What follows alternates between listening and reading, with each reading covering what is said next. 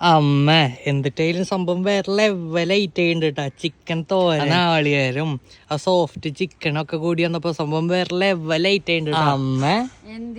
അതെ, നമ്മുടെ ഫ്രിഡ്ജിൽ കുറച്ച് ചിക്കൻ ഇരിക്കണില്ലേ, അത് വെച്ചിട്ട് എനിക്ക് എന്തെങ്കിലും വെറൈറ്റി സാധനങ്ങൾ ഉണ്ടാക്കി താമ. ചിക്കൻ തോരൻ വെച്ചാലോ? അത് മറ്റേ വെജിറ്റബിൾസ് ഒക്കെ വെച്ചിട്ട് ഉണ്ടാക്കുന്നല്ലേ? അല്ല, ചിക്കൻ വെച്ചിട്ട് ഉണ്ടാക്കാം. അത് 1 കിലോ അപ്പൊ അതിനായിട്ട് ബോൺലെസ് ചിക്കൻ കുക്കറിലേക്ക് ഇട്ട് കൊടുക്കാം.